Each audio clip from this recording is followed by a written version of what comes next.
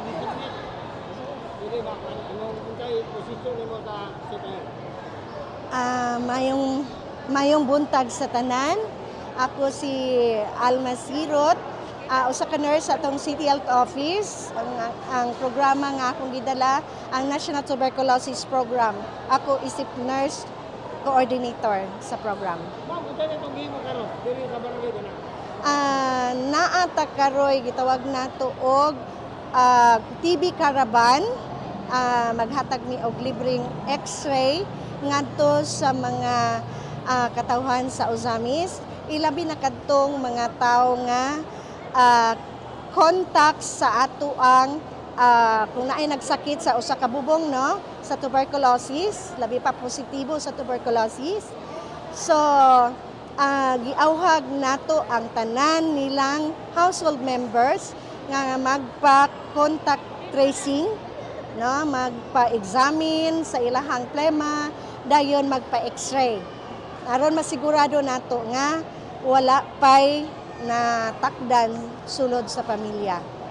Okay, ma'am, basta nga nagkay-kabayan kita kay karon libre, kinsa nagpagayon mo? Kani siya libre man gyud siya programa ni sa ato ang Department of Health, no. Dayon ang pinakadako gyud nato nga nag-support sa programa ang PBSP, no? NGO na siya, na siya nag bayad sa ato ang mobile X-ray. Kita libre man ta pero sila mo ay naghatag sa nag-support sa programa. So ang tuyo og tumong niini aron matuldukan na gyud ang tuberculosis kay sayran nato nga daghan na kaayo ang mga nakasakit og susama ani nga sakit ang tuberculosis. Okay. So Tuberculosis, ma'am, diri sa Ozamis atong cases diri, is it alarming or dili? Zach, daghan pa man kayo ang ato ang wala pa nakita, sir. O mo na karon nga usa ni siya sa strategy nga makit-an nato tong wala katong mga individuals nga wala gyud nakaanha sa atong health center. So rason nga maulaw.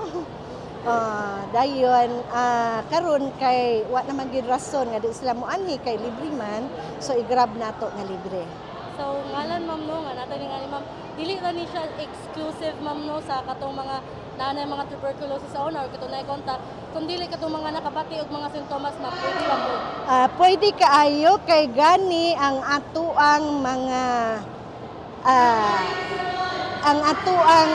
mga senior citizen ato manggani giawhag sa pag-anhi, ang mga 4-piece members ato pod silang giapil pagpaanhi kadtong mga naay comorbidity like diabetes, katong mga na dialysis, katong naay cancer, apil gyud siya nato dinhi mga immunocompromised inana.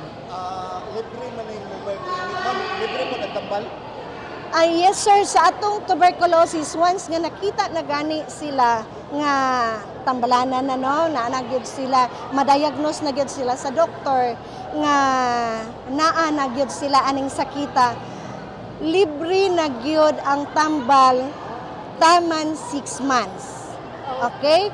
So gani naatay lain pang klase sa tuberculosis like DRTB or katong drug-resistant TB, nagtambal lang gihapon ta diri. Mga mahal na magyud kay na sila tambal. So libre man ang ato ang kay tungod kay programa man pero kinahanglan lang gyud nga matarong sila og diagnose, matarong pod sila og tambal og matarong pod og monitor.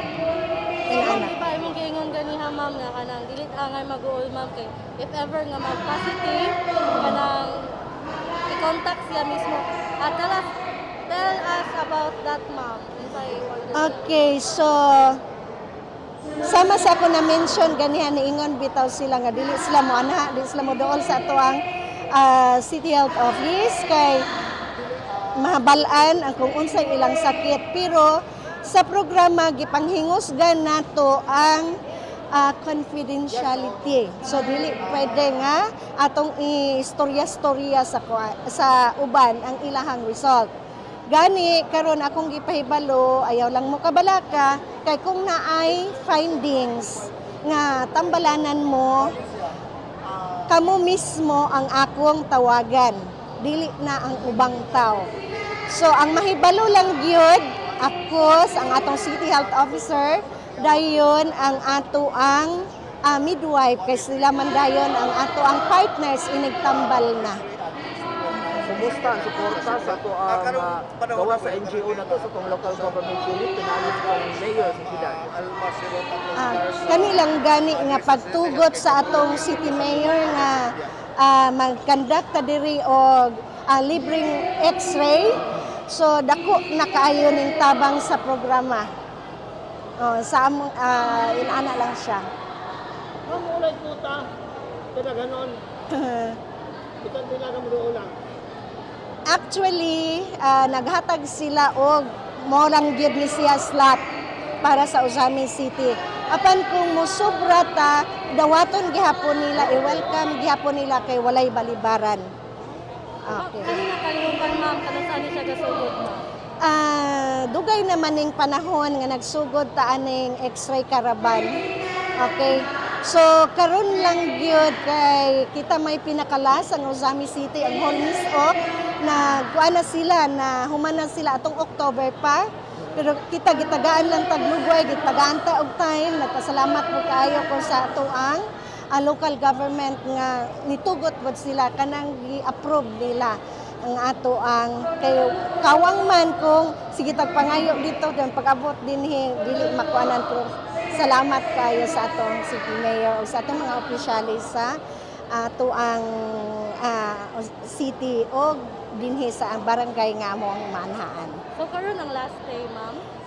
2 days ang ato ang schedule karon dinhi sa Tinago, barangay Tinago, ugma puhon adto na punta sa barangay Katadman sa ilahang covered court dool sa ilahang health center. So open gyapon sa tanan? Yes sir, open gihapon sa tanan kung asay mga ilang hunahuna mga pasyente or mga clients nato nga napabor sila anang lugar, so welcome kaayo sila nga moadto. Akong natanaw mo nga naay mga BHW sa laing lugar nga CBO. Kay ako manggod giawhag apil ang atong mga barangay health worker, apil ang ato ang mga bipat, barangay officials kay puro man sila nag-atiman og mga nagserbisyo